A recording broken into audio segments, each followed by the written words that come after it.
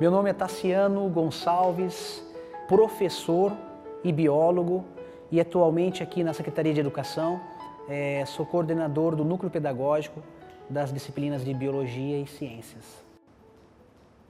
Desde criança eu sempre tive paixão em aprender e, sobretudo, ensinar.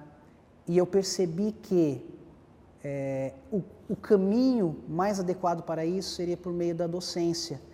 Quando a gente tem a oportunidade de ter um grupo de alunos nos ouvindo, essa talvez seja a maneira mais interessante para que a gente possa ensinar e aprender também.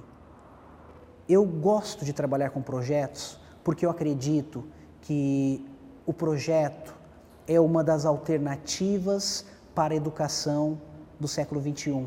Quando a gente trabalha com projetos, nós utilizamos aquilo que o aluno julga importante para a sua vida, mas nós podemos colocar os conteúdos que são fundamentais. Enquanto professor, eu trago para a realidade do aluno esses conteúdos.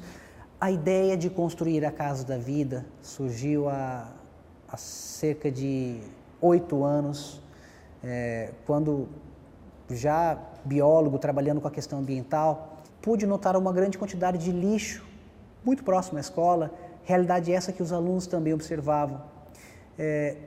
E um dos alunos, quando a gente pensou em fazer algo, disse: mas professor Tassiano, e aquela quantidade de lixo que nós temos? E a partir dessa reflexão do lixo nosso, de cada dia, que surgiu a ideia, mas era uma ideia embrionária. O que fazer com o lixo? Nós, através de pesquisas e de materiais que nós poderíamos reutilizar, optamos por trabalhar com o que tinha em grande quantidade no bairro, que era a embalagem longa vida. Os alunos, primeira coisa, eles separam, arrecadam, tem a fase de arrecadação desse material, onde tem todo um envolvimento da comunidade, com o envolvimento dos pais que auxiliam nesse processo. Depois da fase de arrecadação, tem a fase de limpeza do material, onde dividimos em grupos menores. Após a limpeza, começa a construção das fileiras da casa. Começam a construção e, a partir daí, os alunos perceberam que era necessário envolvimento de outras disciplinas, mas de uma maneira natural, não de uma maneira engessada, onde o projeto ele já vem de uma forma pronta, onde o aluno é obrigado a trabalhar com outras disciplinas. Eles perceberam na prática que sem a matemática nós não conseguiríamos construir a casa, e perceberam que sem o conteúdo de geografia, muito menos, porque envolve diretamente as questões ambientais.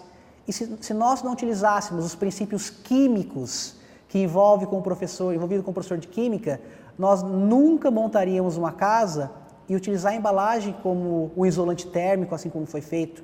E desta forma, naturalmente, o aluno percebendo a importância e a funcionalidade de diversos conteúdos de disciplinas diferentes, eles puderam levar isso para uma maneira prática. E diferente do que muitas vezes é trabalhado apenas na teoria, eles puderam contextualizar e trabalhar com um projeto efetivamente interdisciplinar dentro do currículo do Estado de São Paulo. A maior dificuldade do projeto foi conscientizar os alunos de que eles precisam ter autonomia e precisam ser protagonistas. E muitas vezes nós, professores, temos a postura até de colocá-los como coadjuvantes no processo de ensino-aprendizagem, e eles, quando perceberam que eles eram os responsáveis pela construção da casa e não o professor, e que a minha função enquanto educador era apenas mediar o processo de construção da casa foi muito mais dinâmico, porque eles viram que tinham que assumir a sua responsabilidade, que se um colega não fizesse, o outro ia ser prejudicado, que se não tivesse a solidariedade e o comprometimento, a casa não estaria pronta. Nós optamos inicialmente em trabalhar com alunos de nonos anos, com uma turma, Mas o projeto ganhou tamanha dimensão que passou a envolver toda a escola, com alunos de 8, 10 anos até alunos maiores de idade, 18, 19 anos, alunos do ensino médio. É claro que com tarefas distintas, mas o interessante é que os maiores, os mais velhos, ensinavam os menores e também vice-versa, porque os maiores aprenderam com as crianças menores como trabalhar em equipe, como dividir tarefas, a sensação de pertencimento, de fazer parte. E quando eles perceberam que são capazes, que podem, nós ganhamos o mundo das nossas crianças. Muitas vezes essas crianças que vêm de todo um processo de vulnerabilidade social, que era a realidade da escola, na primeira oportunidade que eles têm de se mostrar e mostrar o seu valor, que foi este projeto, eles abraçaram, eles aprenderam a se valorar. Qual o seu valor enquanto ser humano?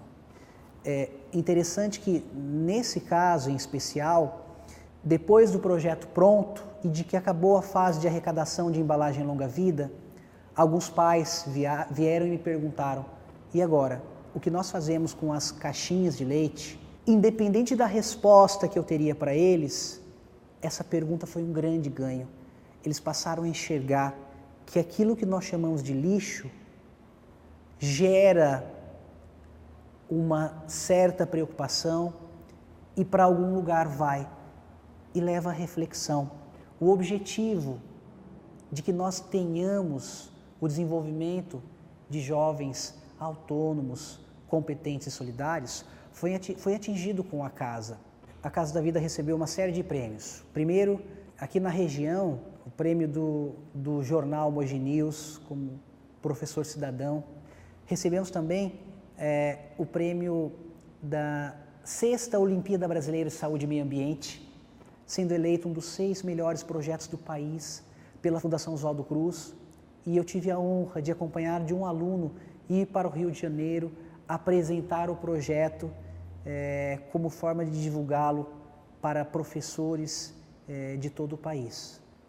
É claro que os prêmios foram importantes, principalmente para os alunos que tiveram um reconhecimento do seu trabalho e que viram que eles são capazes, mas para mim, enquanto educador, não tem prêmio maior do que o pai do aluno chegar em mim e falar: professor, você marcou a vida do meu filho, obrigado por acreditar no meu filho, obrigado por resgatá-lo.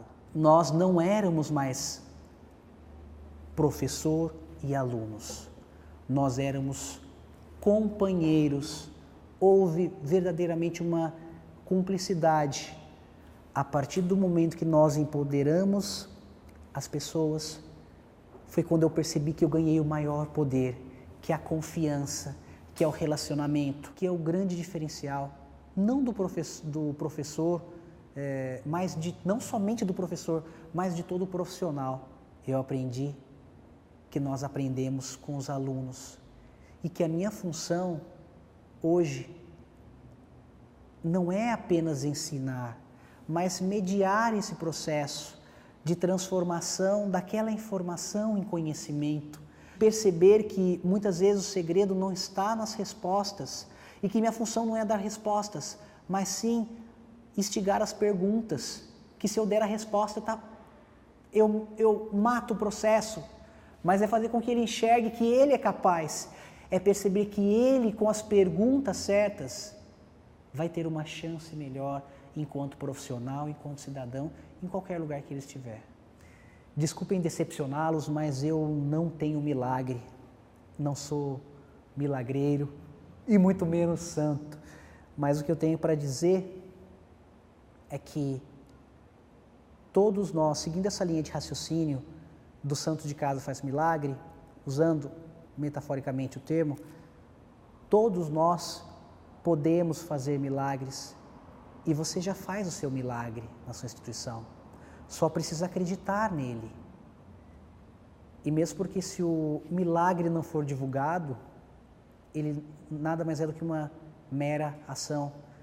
E quando eu divulguei o meu milagre em respeito aos meus alunos, ele passou a ser chamado de milagre.